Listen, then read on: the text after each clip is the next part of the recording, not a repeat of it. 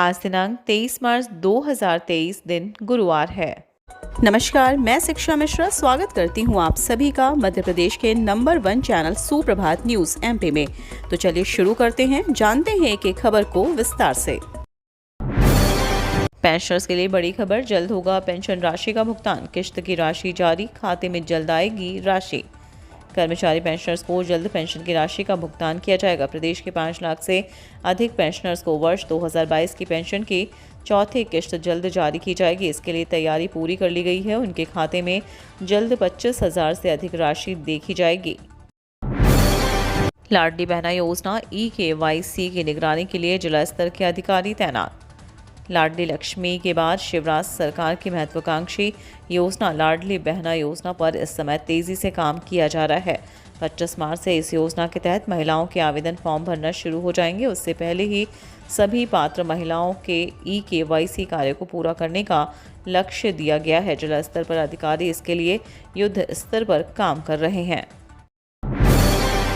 9वीं और 11वीं छात्रों के लिए महत्वपूर्ण खबर, टाइम टेबल में एक और संशोधन, इन पेपरों की तारीख में बदलाव, जानें अपडेट।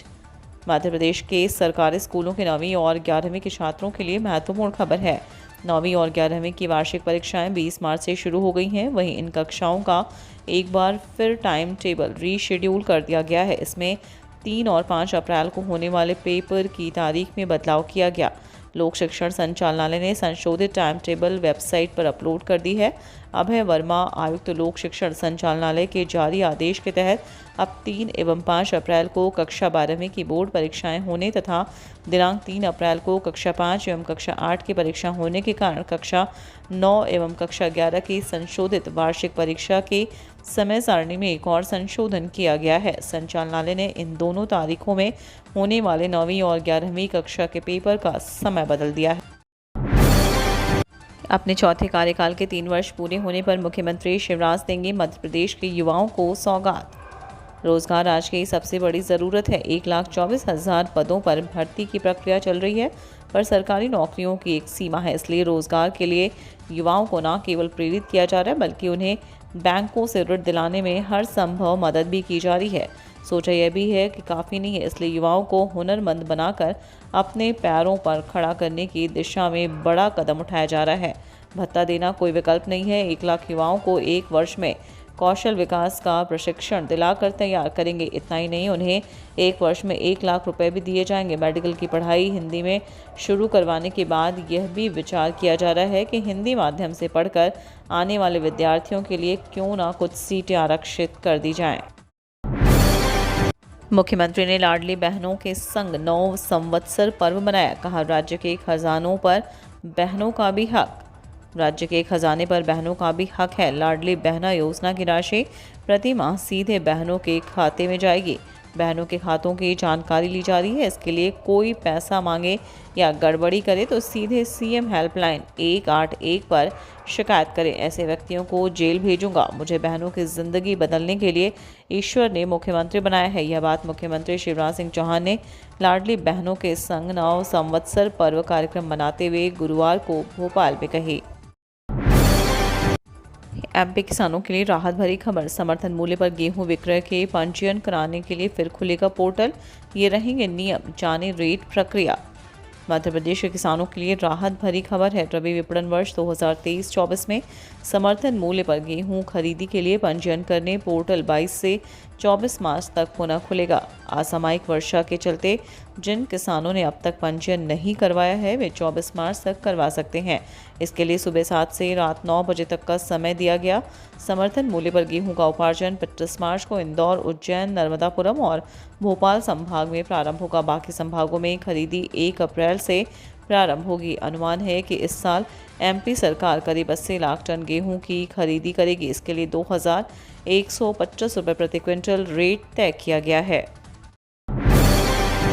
उम्मीदवारों के लिए बड़ी खबर, भर्ती परीक्षा की चयन सूची और प्राप्तांक सूची जारी। विभिन्न पदों पर होगी भर्ती।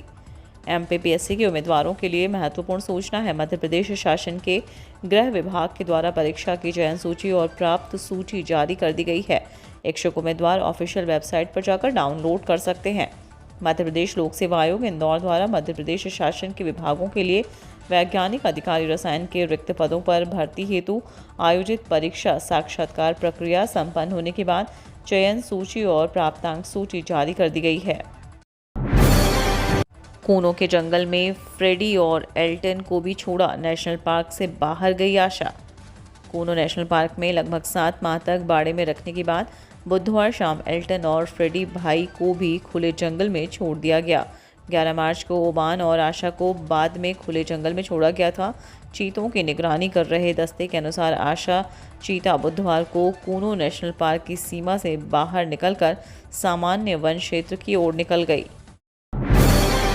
मध्य प्रदेश में उद्योग निवेश अनुदान योजना में बड़ा फर्जीवाड़ा, मंडीप की कंपनी ने 17 लाख के बिल लगाकर लिए 30 लाख रुपए।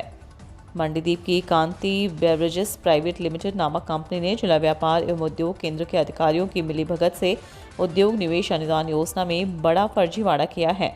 नीति की पात्रता के दायरे में आने के लिए कंपनी ने 2 करोड़ 17 लाख रुपए के फर्जी बिल एक कॉन्ट्रैक्टर के नाम से लगा दिए। जिला व्यापार एवं उद्योग केंद्र मंडीदीप के अधिकारियों ने इसका सत्यापन नहीं किया। विदिशा जिले में खेतों में बिखरे किसानों की किस्मत अनाज के पड़े लाले।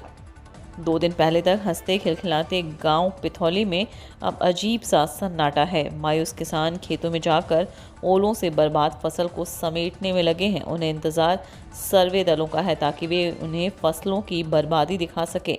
फसल देखकर बार बार रुआंसे होते किसानों का कहना था कि ओले उनकी फसल पर नहीं किस्मत पर पड़े हैं। गेहूं चने की बर्बादी इतनी है कि अब परिवार के साल भर के अनाज की पूर्ति नहीं हो पाएगी। IIM इंदौर के 568 छात्रों को मिला नौकरी का ऑफर, 12 को मिला 1.14 करोड़ का पैकेज।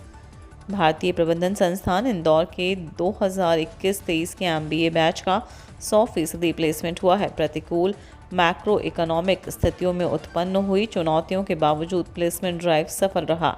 इसमें 160 से अधिक रिक्रूटर्स ने 2 साल के पोस्ट ग्रेजुएट प्रोग्राम और इंटीग्रेटेड प्रोग्राम इन मैनेजमेंट से 568 छात्रों को ऑफर दिए। इसमें 12 छात्रों को 1.14 करोड़ रुपए प्रति वर्ष का पैकेज ऑफर हुआ है। एयर इंडिया ने बंद किया 40 सालों से चल रहा इंदौर का सिटी ऑफिस।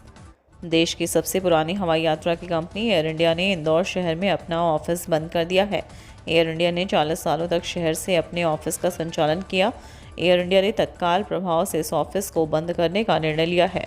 कंपनी ने इस संबंध में नोटिस चस्पा किया। इस नोटिस पर लिखा है कि ऑफिस को तत्काल प्रभाव से बंद किया जा रहा है। आप इंदौर हवाई अड्डे पर टिकट काउंटर पर संपर्क कर सकते हैं। इसके साथ ही कुछ फ़ोन नंबर दिए हैं जिससे मदद ली जा सकती है। सबसे नीचे लिखा है कि असुविधा के लिए खेद है। कमलनाथ ने कहा, पिछले विधानसभा चुनाव में मोदी आए थे तो भी छिंदवाड़ा में फर्क नहीं पड़ा था, शाह से भी नहीं पड़ने वाला।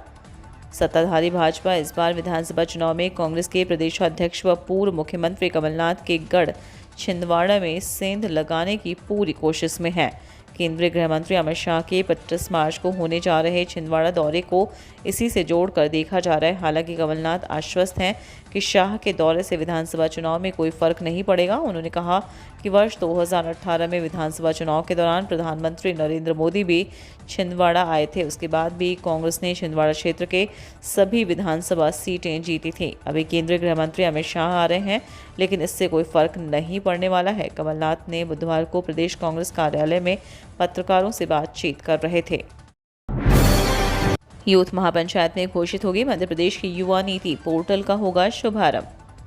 भगत सिंह, राजगुरु और सुखदेव के बलिदान दिवस पर गुरुवार को भोपाल के मोतीलाल नेहरू स्टेडियम में यूथ महापंचायत होगी। इसमें मुख्यमंत्री शिवराज सिंह चौहान युवा नीति घोषित करेंगे। साथ ही युवा पोर्टल का शुभारंभ करने के साथ ही विभिन्न विभाग की योजनाओं के चयनित युवाओं को लाभ वितरित किया जाएगा। मुख्यमंत्री युवाओं से संवाद करेंगे। एक दिन बाद फिर कई स्थानों पर गरज चमक के साथ वर्षा होने के आसार। वर्तमान में अलग अलग स्थानों पर अभी भी 4 मौसम प्रणालियां सक्रिय हैं। उनके असर से वातावरण में नमी आ रही है। इस वजह से मध्य प्रदेश के अधिकतर जिलों में बादल बने हुए हैं।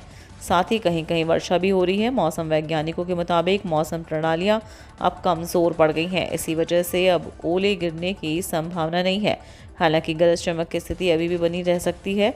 25-26 मार्च को ग्वालियर, चंबल, जबलपुर, रीवा संभाग के जिलों में वर्षा हो सकती है। उधर बुधवार को सुबह 8:30 बजे से शाम 5:30 बजे तक मंडला में 11, नर्मदापुरम में 0.8, पचमढ़ी में 0.4, छिंदवाड़ा में 0.1 मिलीमीटर वर्षा हुई।